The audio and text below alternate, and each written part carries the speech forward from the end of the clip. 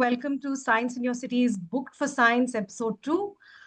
For those of you who are new to Science in Your City, it's basically your go-to place for finding cool public science events across the country. It's run entirely by volunteers who just really care about getting more people into science spaces. And the idea is very simple. No one should have to say, I didn't know this science event was happening in my city. That excuse doesn't hold anymore with Science in Your City, which is just a click away on your phones. So do follow us on Instagram or join WhatsApp channel. We'll make sure you will always know what's happening in your city. And in that same spirit of opening up science, making it more accessible, engaging, and of course fun, we've started Booked for Science, a conversation series with Indian book authors writing about science and science-related themes. We had Karishma Kaushik in our first episode, who has written The Real Deal, which provides a really interesting and useful inside view of how careers in science look like and how you can navigate them. And today, we're delighted to be joined by Upasana Sarraju, whose recent book published by Penguin. It's called Unruly, the Ig Nobel Prize and the Science That Refuses to Behave. Looks at the lighter, stranger side of science and what it reveals about how science works, and also asks the question, who decides what counts as serious science? In some ways, for me, the book feels like a gentle manifesto, a reminder of what science can look like when it's open, playful, and led by genuine curiosity. I should also mention that it's Upasana's first book. And honestly, what a fabulous debut, Upasana. So thank you for joining us for this conversation. Really, really excited. I mean, it's a wonderful book. It's so expansive, and I don't think that 1 hour is going to be enough to cover all the interesting things you have written about, all the interesting stories you've shared about science and scientists, and the weird world that they sort of navigate, and a wonderful world also that they navigate. So I would urge anyone who's in the room today who's not picked up the book yet to do that. We're obviously not going to have too many spoilers from the book here, but we have to reveal a little bit to get those who have not yet picked up the book interested in getting it.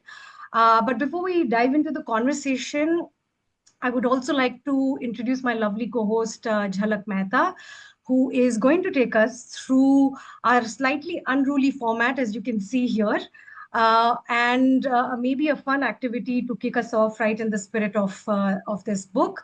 So with that, over to you, Jhalak. Please take it from here. Thank you. Thank you, Sarah, for wonderfully introducing us to Science University, to Upasana, to Unruly, and the wonderful introduction you gave us. And I think you've set the stage. As you mentioned, we are going to start with a very quick, fun game.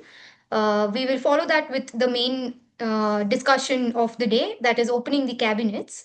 And after that is done, we have time for questions from the audience. But feel free to drop your questions in the chat during the conversation. And towards the end, we have a fun, unruly science segment where all of you can put or just drop in the chat some bizarre, fun research questions, and we'll ask Upasana to choose her favorite one and tell us whether it's ignoble worthy or not. And the one that's most bizarre, the one that makes us laugh, we'll also get a fun prize, that is a signed copy of Upasana's book.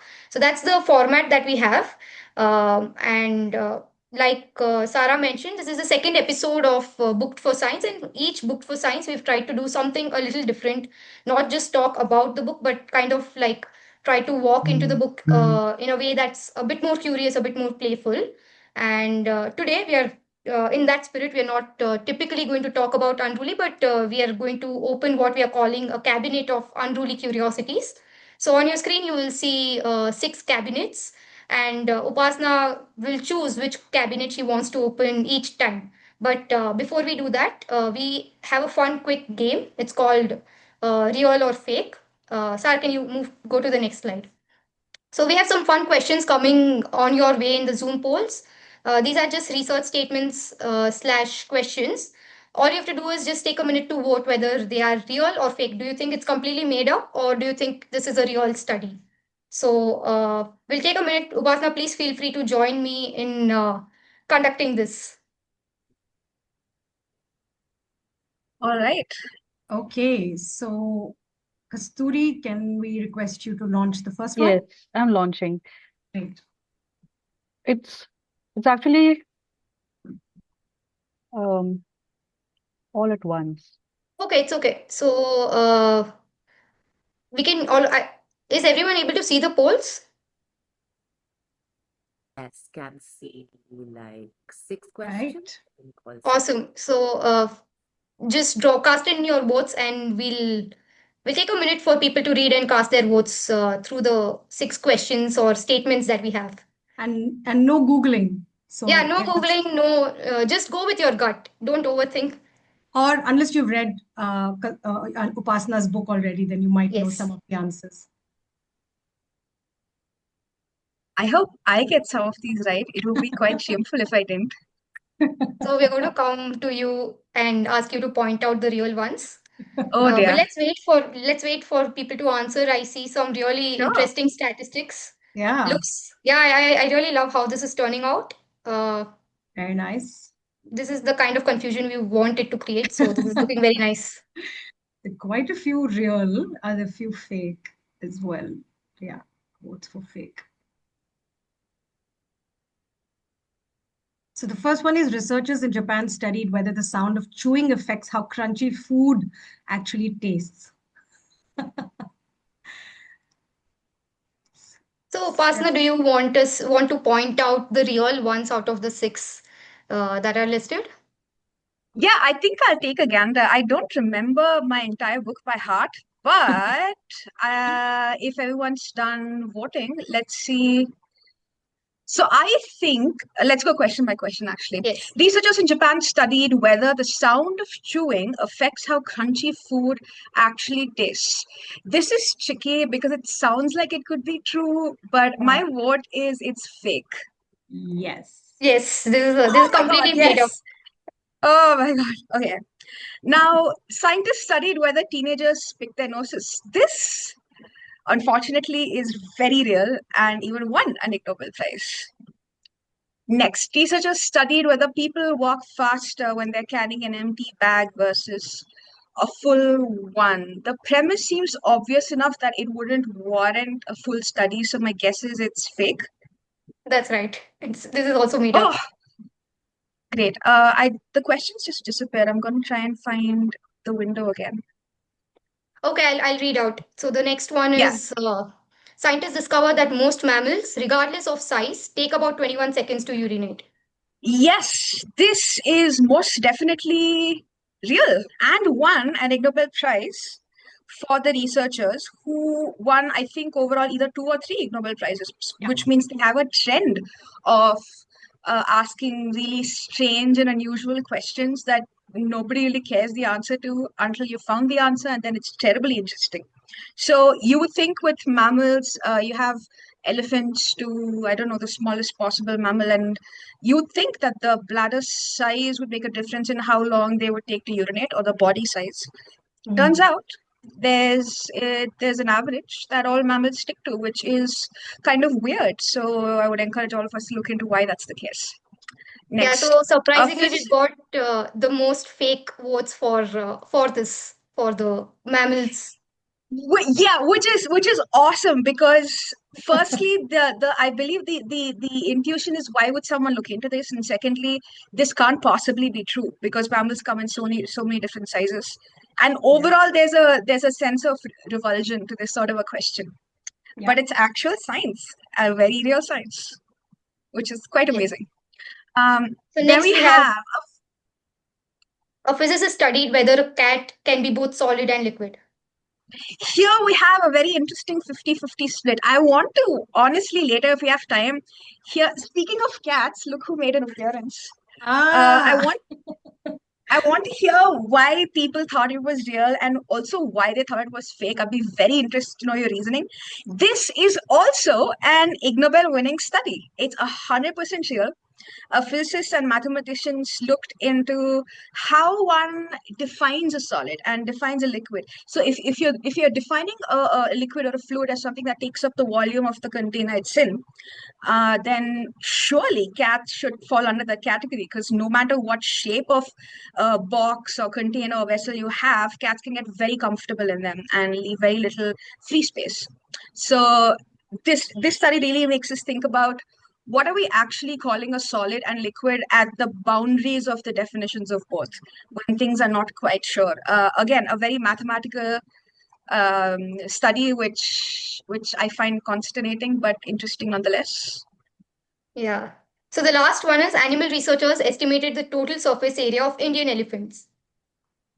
Oh, we have a lot of people who thought this was real. And again, I want to know why people thought so.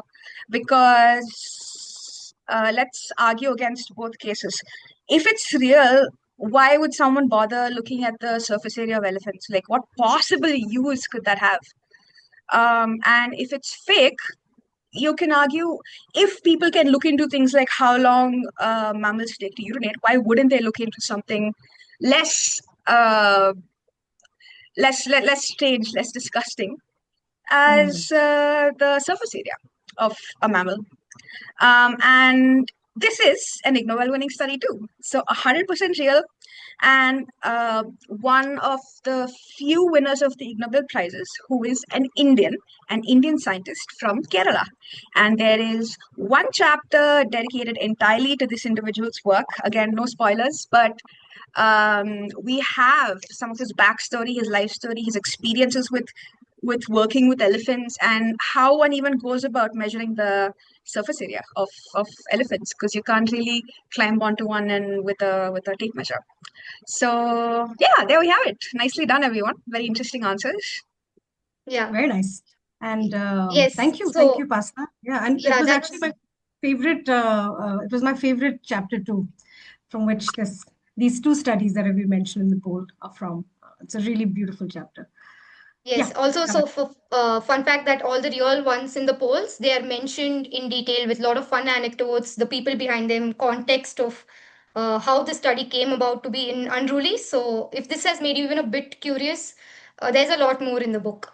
And coming to the fake ones, like Upasana mentioned, these don't really sound like these couldn't be studies, right? And that's what this book is about. The space where things sound ridiculous, but maybe one day could be real science, and maybe one day could bring forth a lot of insights. So that's nice to see. Very interesting stats. But now that the stage is set for the absurdity, we'll get back to Sarah, we'll get back to Pasna, and we'll get back to our cabinets. Over to you, Sarah. All right. Thank you, Jalak. And thank you again, Upasana, for taking out the time to talk to us about this book. We would like you to, as Jalak mentioned, pick a drawer from the 6 set of drawers, whichever one you want to go with, and we'll ask you a question. Let's see what comes out of it. We should have got some music, background music for this. Yeah, I believe we have a musician in the chat, so we could. I believe we have a musician in our panel and in the chat. So there's a all right. Okay, I want to save the good stuff for last, which is also my approach to eating food. Save the tastiest bits for later. So I Uh-huh. want to start with the keepsake. All right. Oh, interesting. Let's see what that is. Oh, no. I think it just wants us to do. Oh, we're going in order. That's fine. That's fine. No. We're not. Oh, I we're think not. it's just playing up.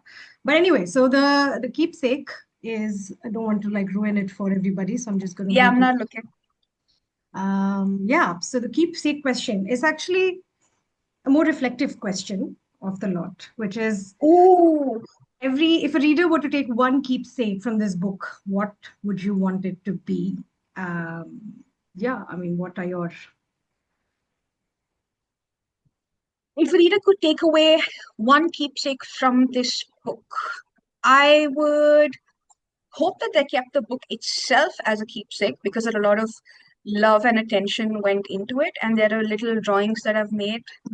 Um, Again, I'm not really an artist per se, but there are some drawings and illustrations that they just called out to be added into the book.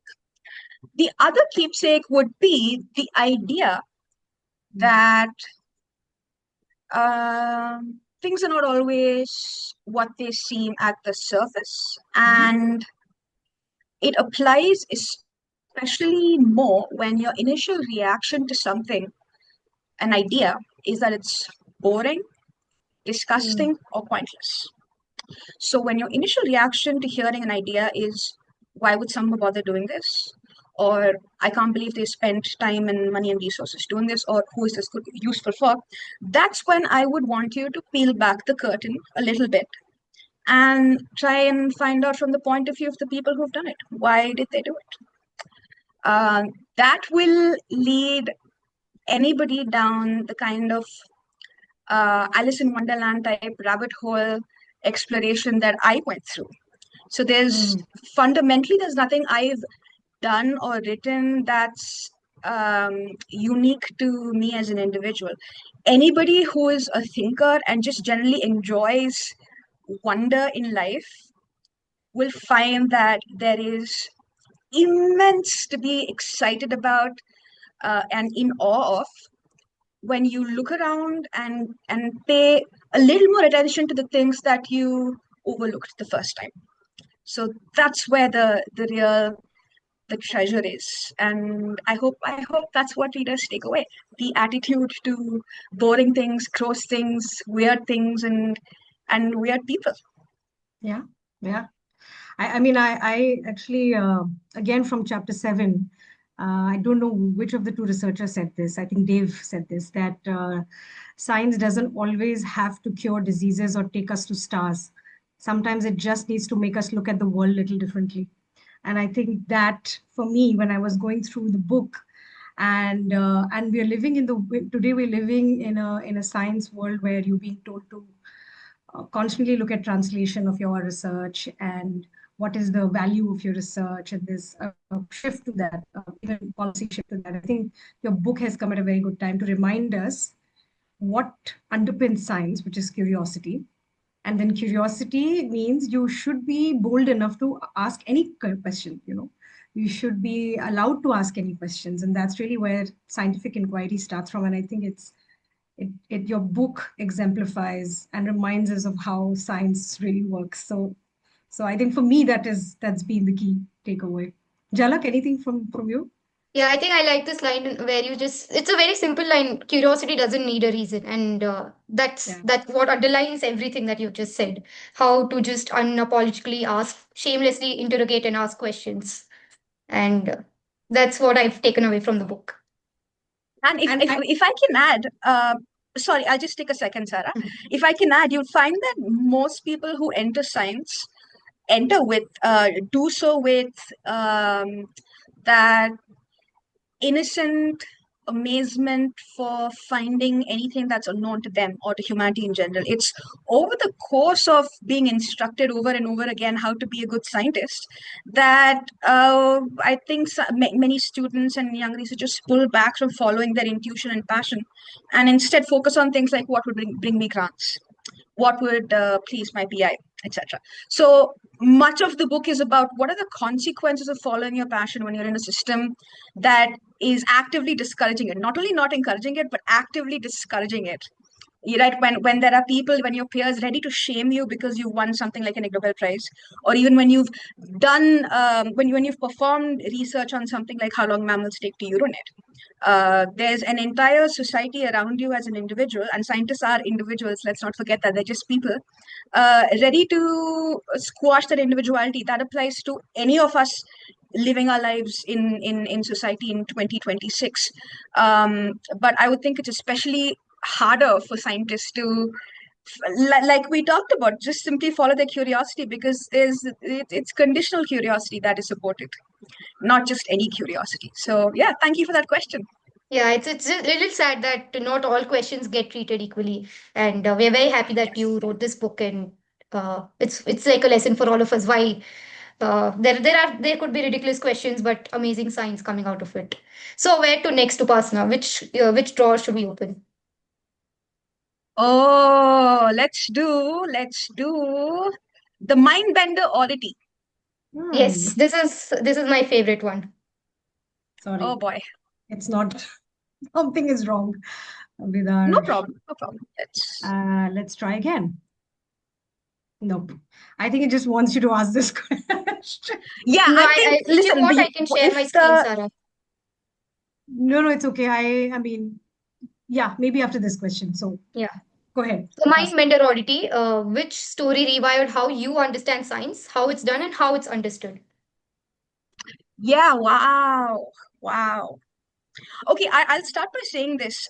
Again, it's very important that anyone who reads a book like this understands that in this case, the person who wrote it is not extraordinary in any particular way, which means the ideas that were accessible to me came to me only because I happened to ask the researchers, why are you doing what you're doing?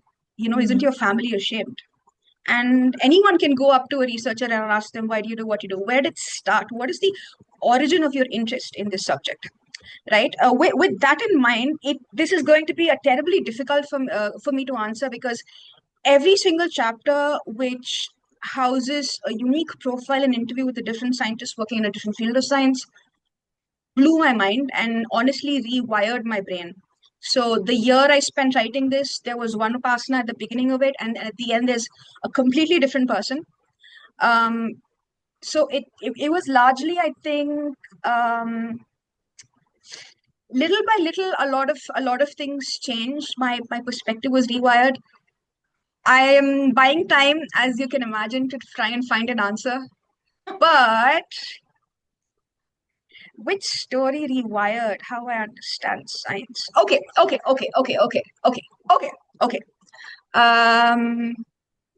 I think I'll go with something that was personally impactful.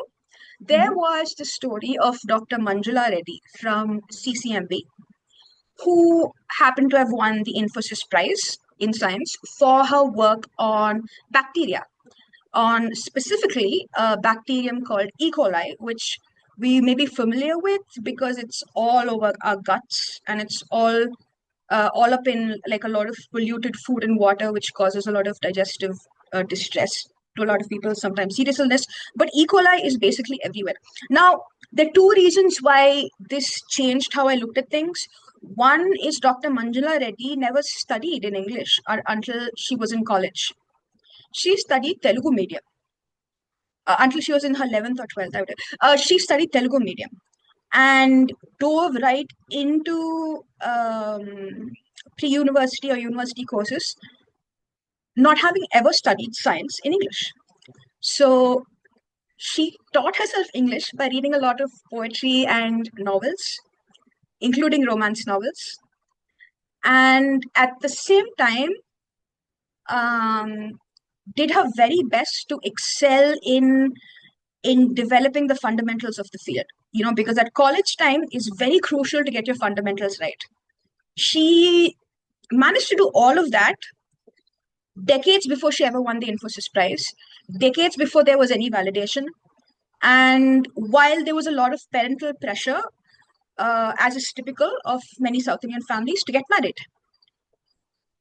So that's one reason that it really affected me, because it's a similar story that many Indians of her generation went through. It's the story of India in a way. That sounds a bit broad strokes, but it's true. Yeah, someone says Manjula Reddy today is so soft and well spoken. It's indeed, when you hear her speak, even in the interview, the way she expressed herself was, the clarity stood out the most, as well as the vocabulary and word choice. Not that one needs to be critical of how fluent somebody else is in another language, but if someone started out without ever having studied their ABCs to performing excellently in a technical field where the English was essential, and now reached a point where she's leading her own lab, and she's the editor of a journal she used to admire as a student. She's doing exactly what she wanted to do always. So the fact that she never studied in English and taught herself many things that others might take for granted is the reason it stood out.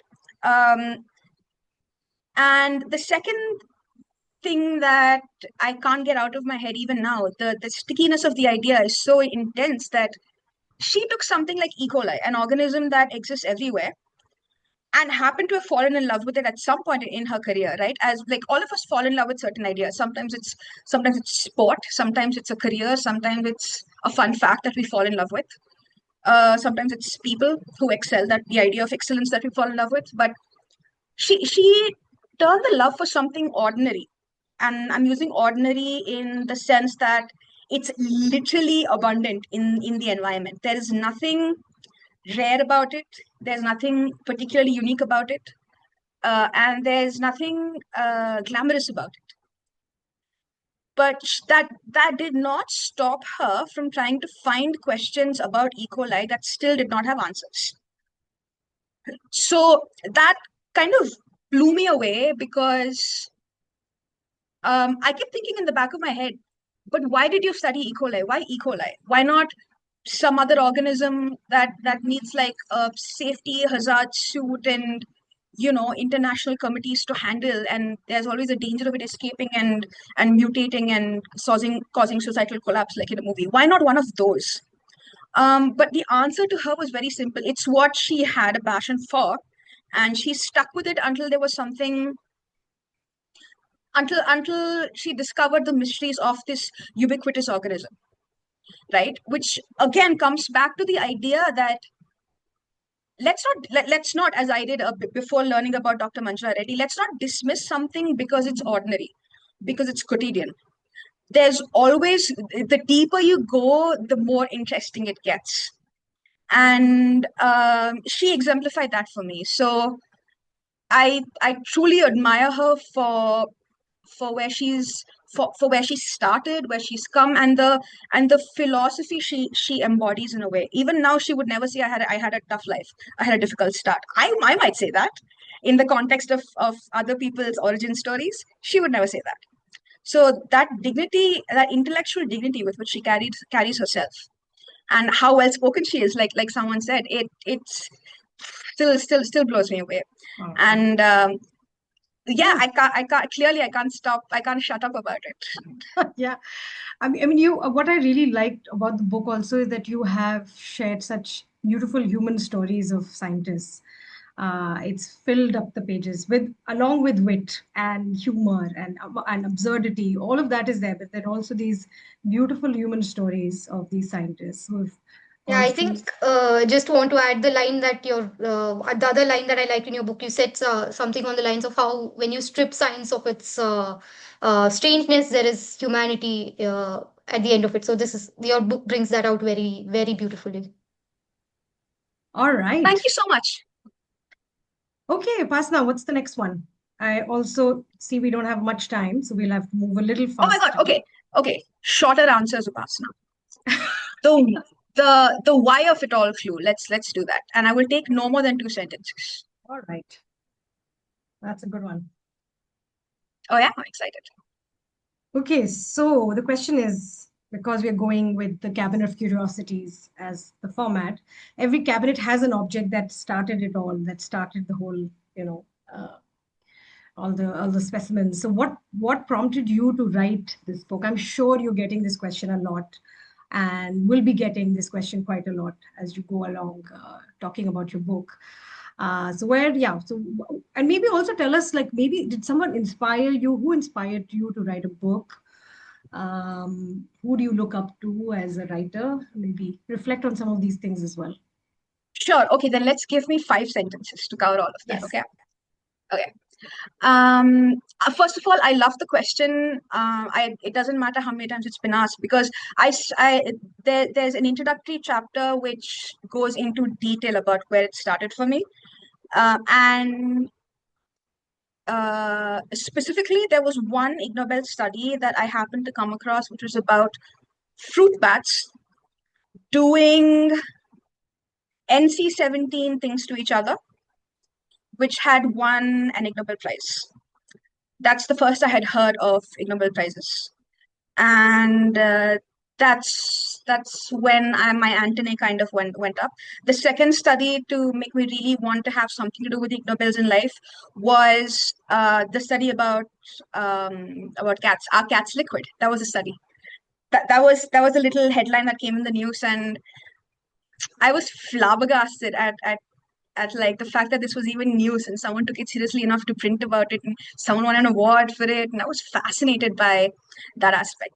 Um, who inspires me in the context of this book is again a very tough question to answer, because I was drawn to the idea more than the people. And I was drawn to the fact that weirdness can exist by being proudly weird and not cloaking itself in other things like celebrity or other kinds of public validation. And the fact that somebody in the US actually put together an entire, like a formal award and a prize ceremony and a website, all of this, like, it's very real. There's logistics involved, there's budgets involved, and there's a travel agent involved. So it's not as easy as I'm going to tell a joke, but to follow through on that and create an institution around it, that felt like a very brave thing to do, even before I knew who the people behind it were. So my attitude was, someone out there is doing it, which means it's possible. So now there's no question of wondering, is it possible? Now it's a question of, can I pull it off? That was a huge shift for me. So, and typically more than people, I idolize almost to an unhealthy level philosophies and ideas, which also comes with the caveat that if a certain ideology lets you down, you take it very personally until you pick yourself back up and find a stronger foundation for yourself, in terms of morals or intellectual values. Who do I admire as writers?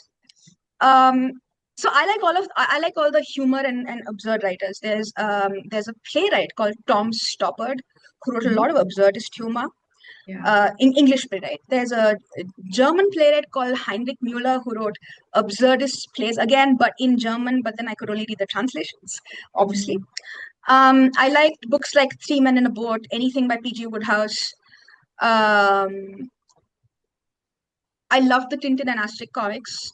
What I remember, I love Calvin and Hobbes, obviously. What I remember from all of these is that the moment of exhilaration I would feel from a very well-placed joke, a pun, a wordplay, or a callback.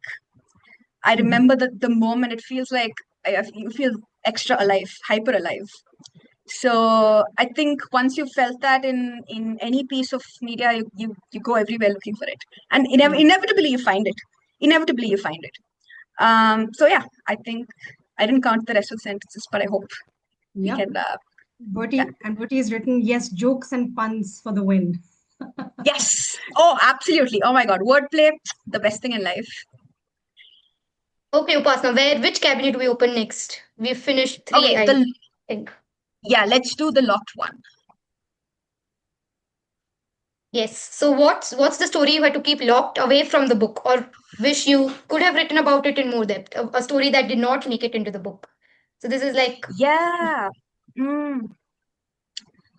There are actually two stories I really wanted to expand in the book. One is of one, without giving too much away, one is the role a childhood friendship played in a certain engineer's life, and how much strength that friendship gave to this particular engineer.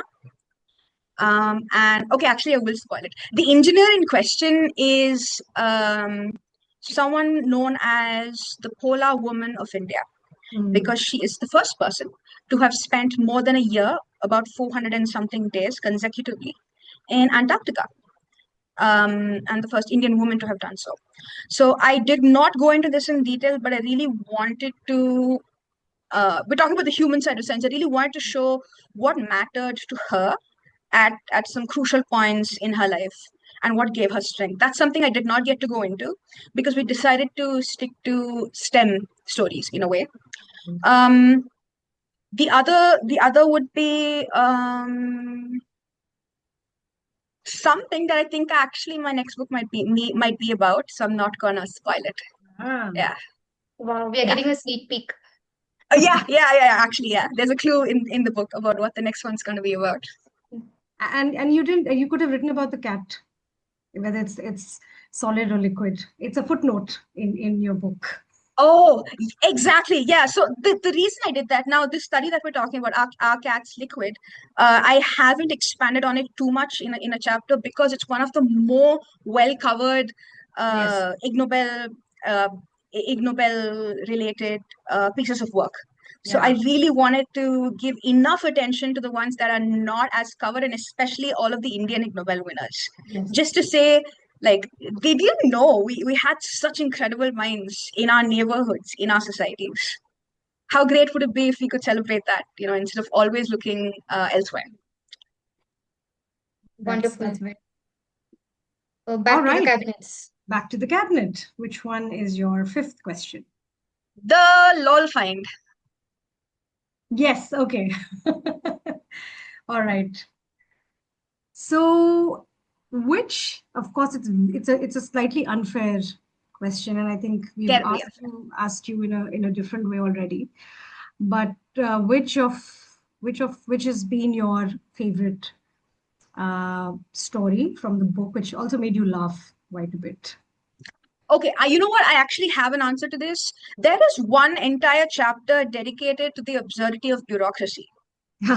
And I would save that chapter in a fire simply because I could rewrite the other chapters. I have interview transcripts, no worries. If they burn up, I'll write them again. But this one came out in such a flow state and brought in so many different aspects of bureaucracy from governments, institutions, committees for this and that and the other from all around the world, and tied them together through the story of one victim of Indian bureaucracy Hmm. who was declared dead while he was alive Yeah, because yeah. of paperwork. Hmm. So that's the chapter I think I would, and that chapter also goes into some very interesting things about the Indian flag, about how Hmm. our governments work, about the Pokhran tests. So there's a lot in there. I would save that because I don't know if I'd be able to pull it off from scratch again. Yeah. I was quite amazed to read that chapter, and I was quite surprised at how little I knew about the whole case, and that he had won, forget his name, but he had Lal won Lal Bihari. Bihari Mritak. Yeah. Ram Behar, yeah, that he had won. He added Mritak in his name as a form of protest. He added Mritak in the name of his wife. The lengths he went to say that He hosted his own funeral. he hosted his own funeral. I mean, it's a really insane story, and I was quite blown away by that. It's Same. There's a lot that I did not know beforehand, but through the process of again asking, okay, so why did this happen? Or if there was something reported in the media, the question was, who actually said that? Whose interpretation is this? Is it the reporters, or did someone say this was the case? Because it's very hard to discern the truth in these complicated situations of multiple perspectives and narratives. And you have the government institutions on one hand trying to actively bury the truth, and then you yeah. have the victim trying to say, this is what happened to me, but I don't have evidence of it. um, but yeah, that was awesome. And there was also a movie made about this individual's life. Hmm. Yeah. Yeah, that's a really good one. So we know the story that's not dying. Did we finish all the cabinets? There's one Did we left. do, wait, what? The very first one. Yeah. I think we did that. No, we didn't. Oh, yes, we did. Are I we think done? we finished all six. Oh, nice. The locked one? Did you do the locked one? The locked one. The locked one. I don't recall. Yes, you told us about the Oh, story. yeah, yeah, yeah. I Okay, did, so yeah. we've gone through these very, very quickly. So let's take some questions from the chat, Let's do that. and we'll take questions from the audience. All right. Anybody who wants to ask a question, feel free to raise your virtual hand, unmute yourself. Um, We have one question from Bertie Ashley. Why does every internal lab have some sort of tradition of deleting the important file after we have put in lots of data? It's just Bertie, the initial trial by fire that everyone has to go through before they get their crap together.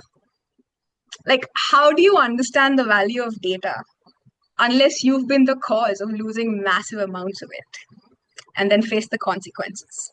So interns are beautiful creatures. That's no coffee for the intern is a very reasonable punishment. Also, just side-eyeing them a lot, just like, yeah, all day. That's good too. Yeah, we were all interns once, let's not forget. I was going to say Murphy's Law. You've also written about Murphy's Law, and Oh yeah, that's a good point. Yeah. Murphy's son also actually clarifying what his father really meant. But that was also very interesting part of the book. Do you want to talk? That's a great segue. Yeah, thank you so much for bringing that up. Now, there's again, each chapter is dedicated to an Indian researcher as well as maybe some other global researchers, and the Indian researchers may or may not have won Ig Nobel Prizes.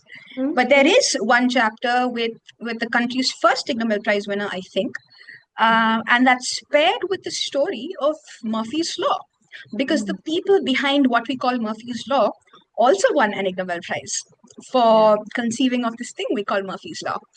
And there's a lot of clouding around the true origin and meaning of Murphy's Law, which the chapter does its best to clarify and make it a fun, entertaining story.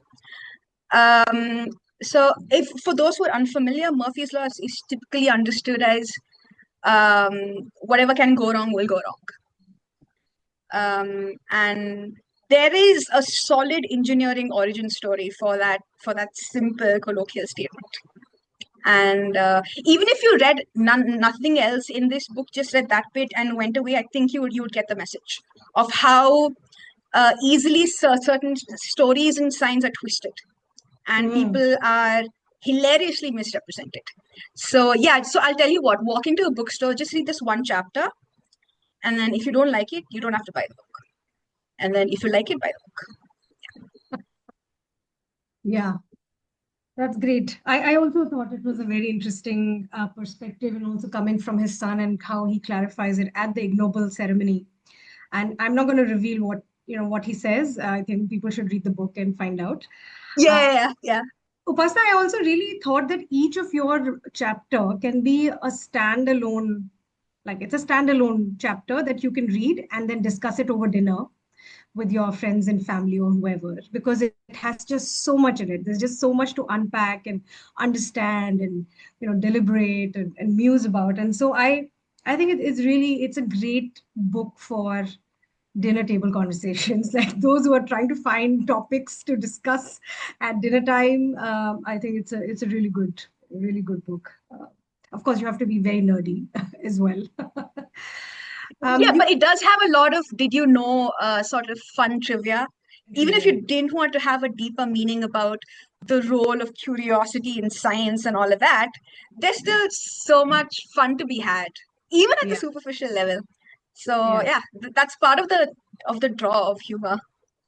Yep. And I also had a question about every chapter also has a really interesting set of activities that you ask the reader to do. And I look forward, after every chapter, I look forward to that list. I said, I wonder what she's going to tell me to do now. It's a lot of fun. I can see a lot of you coming through there in those activity lists. So maybe tell us a bit about that. Like, how did you think of it? Why is that part of your book? What are you trying to do? Yeah, just for those unfamiliar, there's about 10 or 11 chapters, and at the end of every chapter, I add an activity list, kind of like what you might find in a textbook. It just says activity list for chapter 1, activity list for chapter 2, and there's like 6 to 11 items in each list. And there are things that I would like you to actually do or think about at the end of the chapter. It just I don't want to be coy, but I don't really know where it came from. It just came out, especially after writing the Murphy's Law section.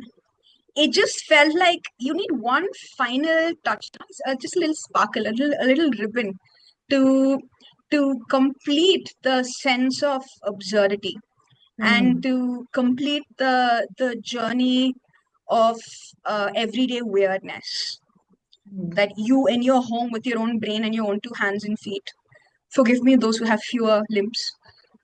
can access this dimension of weirdness and absurdity from right where you are, and it just felt right. Can I read Upasana, a I few for had. the Yeah, audience? please go ahead. Please go ahead. Sorry, Jalak. I'll just read a few just to give them a sense of what she's making you do. Yeah, for sure, What for sure. So, in one of her chapters at the end, in her activity list, she asks you to measure the same hair on your head every day for a decade, interview a friend as if they were an alien specimen, pay your rent early for a change, find out how you align with Earth's magnetic field when you are using the toilet. Very important. Very Very important. important. You obviously everybody carries their phone to the toilet. We know that. Yes. Test whether people walk faster when carrying a potato than whether the potato walks faster when carried by a person. So this is it's really fun.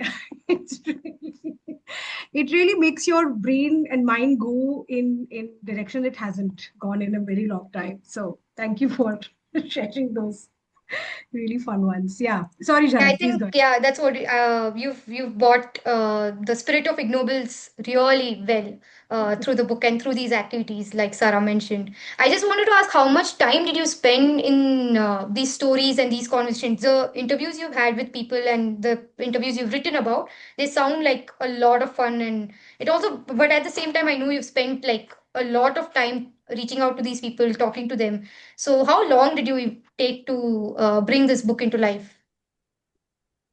Ooh, it took about 8 months for me to write the entire first draft of the Hmm. manuscript, and and I'm just, not all of it happened isolated. So there's a little bit of this and that happening at the same time.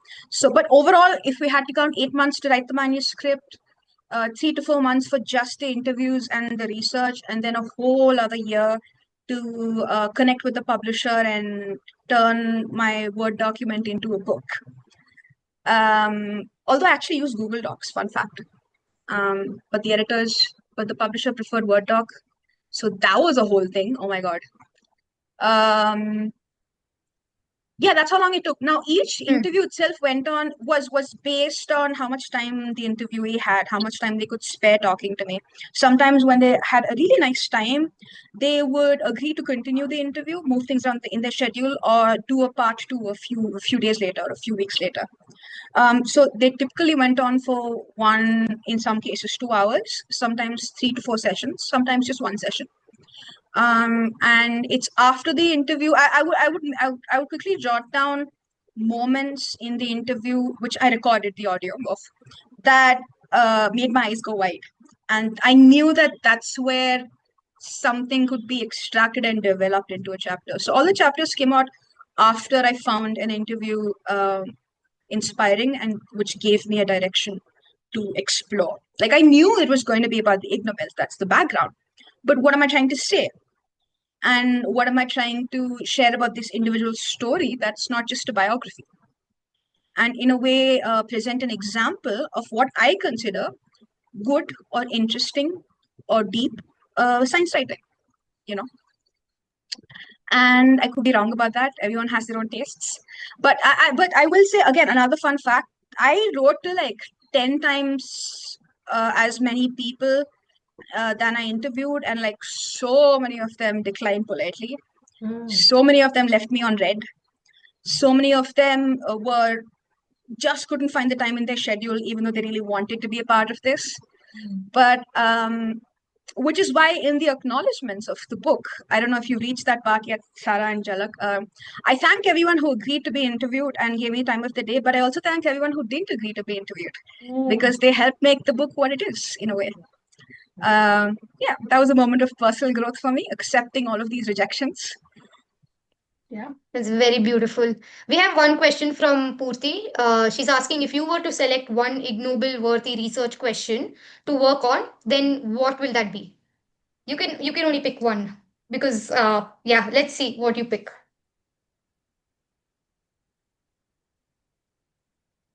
So immediately I have to eliminate anything to do with complex mathematics. Okay, that's just a personal feeling. Immediately that's gone. Very, very Okay. clearly in the book. Yeah. Yeah, which I'd rather let everyone know that I'm aware of my shortcomings than wait for someone else to point it out. So, like, the book starts with a confession of how much I struggle with mathematics. So all of that is gone. I think I would pick the the surface area of elephants. I think I would pick that because I used to be an elephant researcher myself, but I studied their population genetics in the Indian Institute of Science. But mostly, I think I would want to do that because I think it's hilarious to imagine measuring an elephant and then stitching a well-tailored three-button suit for them. So you have the total surface area already now, right? Why not use it to make clothes for the elephant? That's what I would want to work on. But also, there's so many other questions, like we talked about with E. coli. You might think elephants are pretty well understood already. What else is left to study? There's still so many interesting questions that are unanswered, and I would love to walk trunk first into one of those and help us understand elephants a bit more. Wonderful. Upasana, I also had a slightly maybe a serious question about there are certain parts in your book, and especially again, I'm going back to chapter 7, where the researchers who've received the Ig Nobel Prizes have struggled with credibility. They didn't realize that what they were receiving is also for science. It's not just that it's not bad science, but it is not serious science. And who's to say what is serious and not serious? And I think you've made that case and on in the book.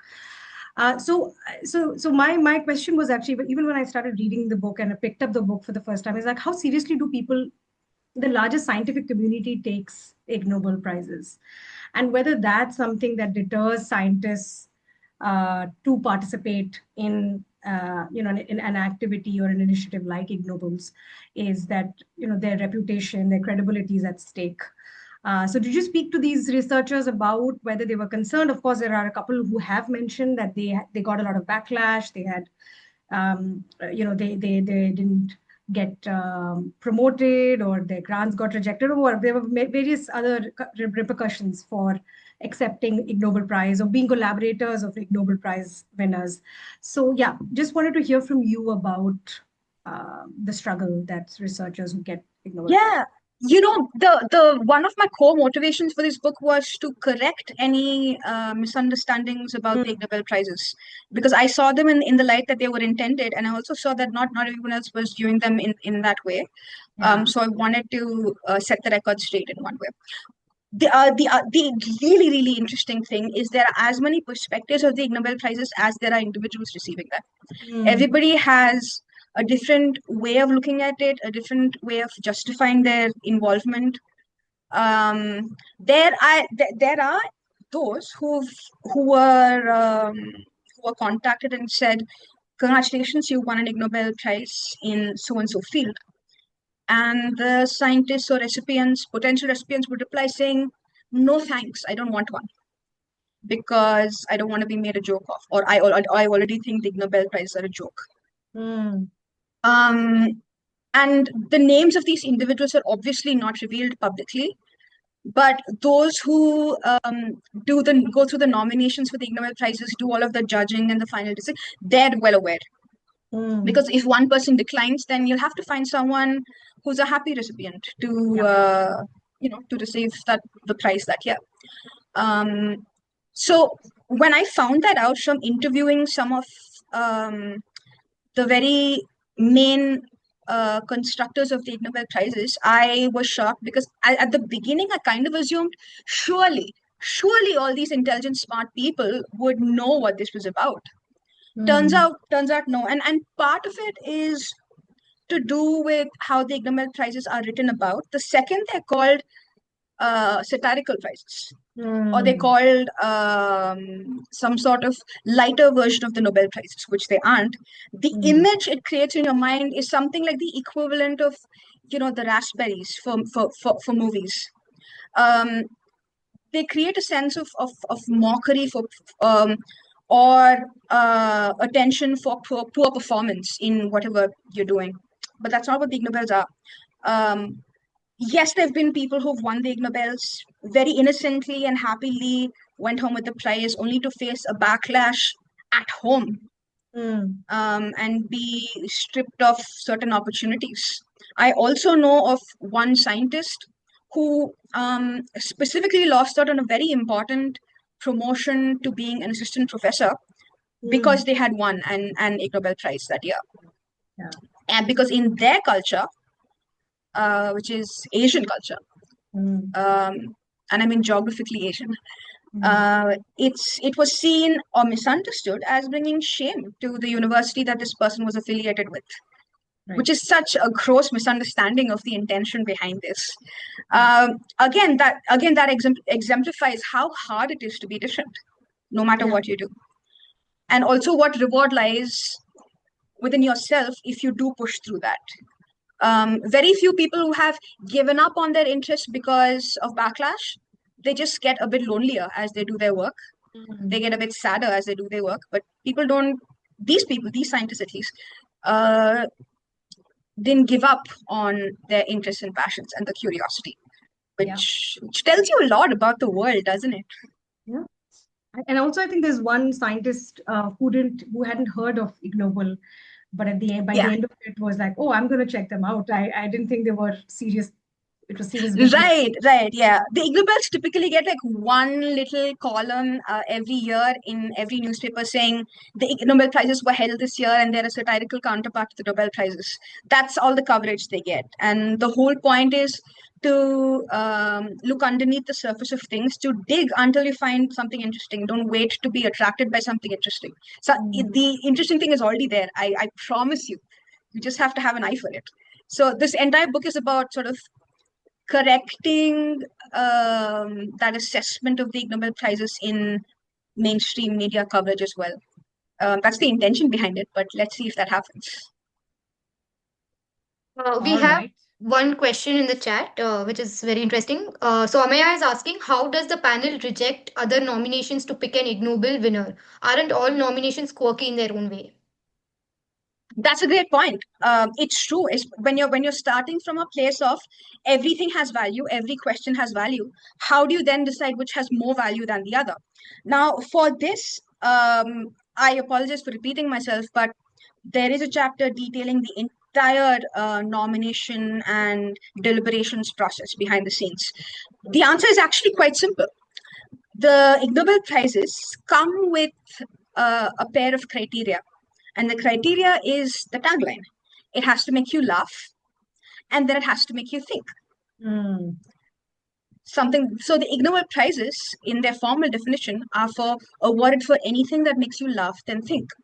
So the Ig Nobel Prizes are given to many things that have nothing to do with science. I happen to have focused on the science that the Ig Nobel Prizes have won. Because something like this is so subjective, there's a lot of disagreements, there's a lot of quarrels, a lot of I'm not going to talk to you again because you disagree with me about who should win this year, and then a lot of reigniting friendships the next year. Anything that you imagine happens when a bunch of humans get together to try and reach a consensus happens here behind closed doors for the Ig Nobel Prizes. But there's no fundamental metric that weighs one study above another. It's kind of like, okay, what can we all agree on here? That's it. That's wonderful. So I think with this we'll wrap up the cabinets. We'll wrap up the questions. We have some really interesting research questions in the chat.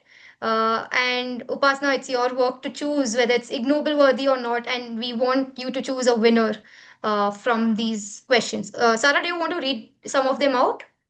Yeah, I'm trying to see. Oh, there's so many. Yes. That's awesome. Wow. Is it possible that any of the cartoon physics is actually true? Is that a question? No. Okay. Yes, that is the question. That is the question.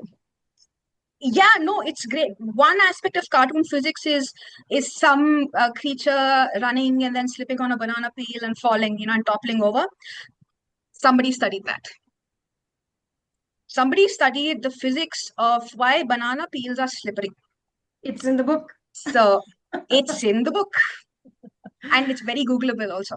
Yes. Again, mind-blowing. They found what specific constituent elements inside the layers of the banana peel contribute to its lowered friction, aka slipperiness, which is like, shouldn't that be obvious? Bananas are of course slippery, but this study answers, what about the banana peel makes it slippery? God damn it. And I think that's great. Wile E. Coyote. Then we have, what is the average number of rejections from auto drivers? That's a good one. That's a good one. And how not to take it how not to take them personally. Yeah. Now that's a self-help guide even I would subscribe to. A small polymerase ribozyme that can synthesize itself. Somebody's trying to be very cheeky. What changes when we eat with hands? Brilliant. Brilliant. Oh my God. This is shortlisted already. How does the panel reject other? Okay, we covered this. Oh, I have to correct something. We have Parvati who says, I guess they also decide on a theme for every year. That theme is less about the winners than about the ceremony. So the ceremony has a bunch of things like a mini opera and bits of performances. So the theme is almost decided independently of the winners for that year. But I'll be sure to find out how they decide on the theme, and then I'll get back to you, Parvati. Your Ig Nobel question. Why do mosquitoes prefer to bite some air? Haven't they studied this? Oh, yes, yes. And also, I'm one of those people that mosquitoes love no matter where I am. So in a group, it doesn't matter how many layers I've got on, I will always be scratching myself all over because the mosquitoes love me. And I like sort of kind of tested this with a friend. Question for Upasana. What do you call someone concerned with the study and treatment of disease? I think it's in the book. I think it's in the book. Yeah, someone's again trying to be really clever. Dreams occurring during REM sleep. Sarah, do you understand the reference there? Yes, yes. Yeah. I also know where who's asking this question. So Yes, yes. We know that. Dreams occurring during REM sleep, but what is the purpose? Yeah, I can see that. I can see that winning an Ig Nobel, but the way this one has been phrased won my heart. What changes when we eat with hands? Why does food taste better? So I can totally imagine. I have my opinion has no value on the reality of the Ig Nobel Prizes, but I can totally imagine an Ig Nobel Prize in psychology being awarded to solving the puzzle of why food tastes better when eaten with hands, or specifically why South Asian food tastes better when eaten with hands. Yeah. Right? Yeah. Really good I love question. this. I love this. There's also another one from Sandhya. Ooh. Why do some people Go for it. This is a great observation. Why do some people feel cold in 25 degrees Celsius, I'm assuming, whereas others feel like being in a furnace at the same temperature? Yeah, I have friends who live in the US where currently it's like wintry. And so for them, 25 is like a summer temperature. And for me in Bangalore, 25 is pleasant, but I wouldn't mind if it was 23. This might have to do with, I'm not a scientist, but this might have to do with body composition, what you're used to, the type of skin you have. I don't know. Yeah. Where you were raised, possibly. Maybe your genetics. Yeah. Yeah. A lot of genetics and biochemistry. Yes. All right. So who's the winner? Have we found a winner? Yes. Yes. I think Upasana, please do the honors. Yes. After some serious deliberations and after a very challenging set of nominations, I am delighted to announce that this year's winner of the possible Ig Nobel Prize study title is Kasturi, who delighted us all with her question, what changes when we eat with hands? Why does food taste better? I really hope someone's already hasn't looked into this, because then we'll have to find somebody else to take over. But yeah. Kasturi, well done. Well done, Kasturi. You have a mind that shines as bright as Mars. This was really fun. undoubtedly a great winner. And I think Oh with yeah. that, as much as we would hate to end this, we would like everyone to get back to your book and Oh to yeah. read it. People buy the book. I forgot. And so that you know what, if you were getting lost in between, it's because you've not read the book, and we have. And so we'll thank you so much, Upasana, for being such a sport. Thank you for sharing, your journey of writing this book, the stories behind it, the people behind it, and all the interesting things that you did as part of writing this book with us. I just wanted to read three things from the book that I thought is something that I would take away. One is, science at its best is not about controlling the world, it is about learning to see it more clearly. Sometimes when you look closely enough, you realize that the thing you were studying was watching you too. I think this, you probably know which chapter now. Curiosity is kind of a resilience. I quite like that. Curiosity is a kind of resilience. It does not demand recognition. It does not ask for a conclusion. It continues whether or not anyone is paying attention. Just because is a good enough reason to follow your curiosity legally.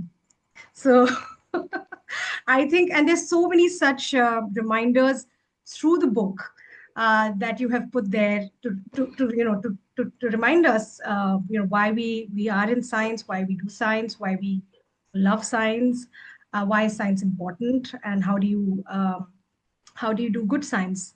It's not about serious or non-serious science. It's about what questions we want to ask. Also, I wanted to mention there's something quite refreshing about how the book pushes back against the elitism and the narrow ways of thinking that often shape science. And you've not explicitly done that, but I think in every story this comes through very, very clearly. And I think at its core, a simple but powerful idea is that curiosity matters in all its forms. Yes. No question is too small or too strange to be worth asking. So thank you so much, Upasana, for both the book and this conversation. And thanks everyone who joined us for episode 2 of Book for Science. We couldn't have asked for a better, a book author and a book to talk about. And we'll see everybody next time with more books, more questions, and probably a few more unruly ideas, because you've set us on this path now. Upasana. Yeah, why not? This is great. Thank you so much. This is such a wonderful series, and I'm not just saying this because I am here. It's like super flattering, of course, but I think very few places put the spotlight on up and coming writers, especially anyone associated with science. So I'm so excited to see who else is going to be next, what books are going to be featured, and and how many books I sell after this session. Great. All the best. We'll keep talking about your book. So hope many more are sold soon. The next book talk that we're going to have is up by Aparna Agarwal on her book Extraordinary, published by Juggernaut, and we will be sharing the details very soon.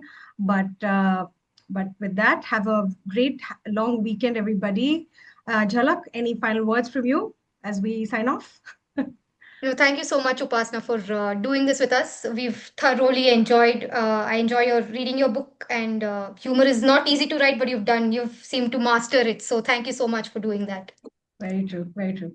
Thank you so much. Take care, everyone. Have a good weekend. Thank you, everyone, for joining us. Bye. Take care.